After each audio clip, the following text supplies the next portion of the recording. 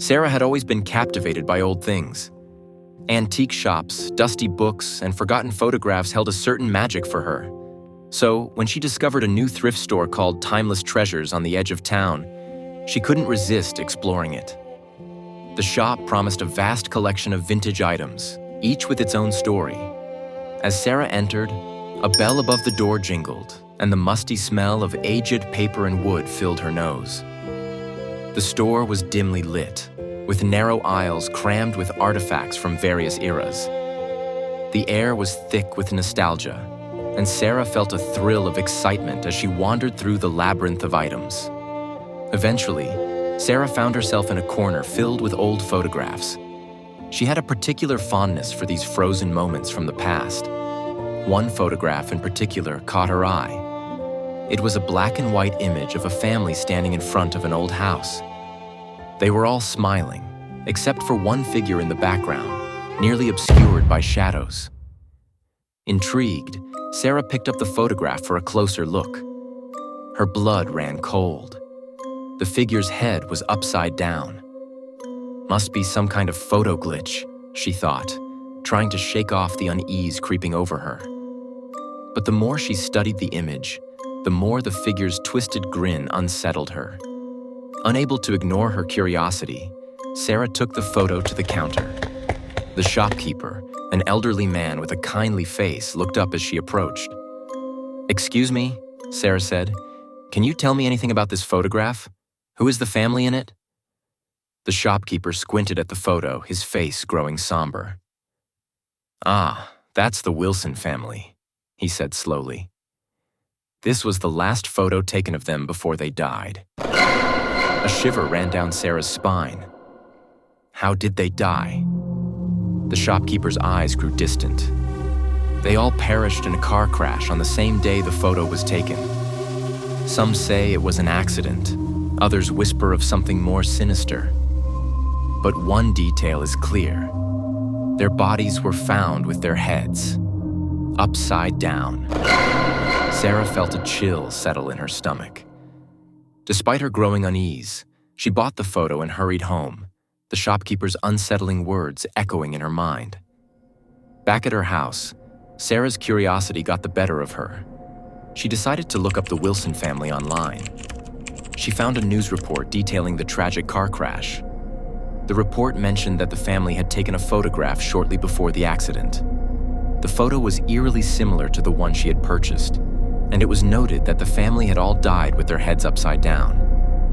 The article described the bizarre and unsettling nature of the case, with no clear explanation for why their heads were found in that position. Sarah's heart raced as she delved deeper. She searched for information about the figure with the upside-down face. To her horror, she found more pictures online, images of different families and individuals with the same disturbing figure in the background. Each photograph showed the figure with its head turned upside down, its malevolent grin apparent in the shadows. The more Sarah looked, the more she found. Photos of people who had met tragic ends, their bodies discovered with their heads twisted unnaturally. The figure appeared in many of these pictures, always lurking in the background. The pattern was undeniable, and Sarah realized that all these people had died under strange and tragic circumstances. Confused and terrified, Sarah tried to convince herself that it was all a coincidence, or that she was seeing patterns where there were none. She dismissed her mounting fears as paranoia, thinking it must be a trick of her imagination, or a result of reading too many creepy stories. That night, as Sarah prepared for bed, the unsettling feeling returned. She couldn't shake the image of the upside-down figure from her mind. Trying to put her worries aside, she placed the photo on her mantle and went to sleep.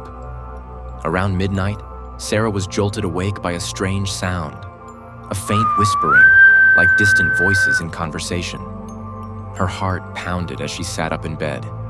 The room was dark, but moonlight filtered through the curtains, casting eerie, shifting shadows. The whispering grew louder and more distinct. It seemed to be coming from the living room. Gathering her courage, Sarah grabbed her phone and made her way down the hallway. As she approached the living room, the whispering abruptly stopped. The room was eerily silent. Sarah turned on the light, her eyes immediately drawn to the photo on the mantel. The family in the picture looked unchanged, but the figure in the background was now gone. She stepped closer, her breath catching in her throat. A cold chill swept through the room, making her shiver. She felt a presence behind her. Slowly, she turned around. Standing in the doorway was a tall, dark figure with an upside-down face, grinning malevolently.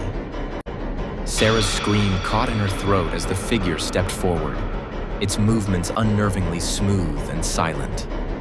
It raised a hand, pointing directly at her. The whispering returned, now a cacophony of voices that filled her mind with an overwhelming din. Desperately, she backed away, her phone slipping from her grasp. The figure advanced, its twisted grin widening. Sarah stumbled and fell to the floor. She tried to crawl away, but her limbs felt heavy, as if weighed down by an invisible force. The figure loomed over her, its face inches from hers. Its eyes were empty voids, pulling her into darkness. She felt her consciousness slipping away, the whispering consuming her thoughts. The air grew colder, and the whispering turned into a chaotic blend of tortured voices. Sarah's vision blurred as the figure's hollow eyes drew her deeper into the abyss. It felt like she was drowning in a sea of whispers, unable to breathe or think. Just as she was about to lose herself completely, a loud bang echoed through the room. The front door burst open, and a beam of light flooded in. The figure with the upside-down face melted into the shadows, vanishing as quickly as it had appeared. Sarah gasped for air, her mind reeling. She clung to Mr. Thompson, her neighbor, who stood in the doorway holding a flashlight. His face was pale with fear, but his presence was a lifeline. "Sarah, are you all right?" he shouted, rushing to her side. The figure had disappeared, and the whispering ceased, leaving an eerie silence in its wake. Mr. Thompson helped her to her feet, his grip firm and reassuring. "You're safe now," he said, though his voice wavered. "I heard strange noises and saw the lights flickering. I knew something was wrong." Sarah decided to leave town the next day, unable to shake the memory of the figure with the upside-down face. Before she left, she asked Mr. Thompson to take a photo with her in front of her house as a keepsake. She forced a weak smile as they posed, trying to push the horrifying encounter from her mind. As Sarah drove away from town, she felt a sense of relief.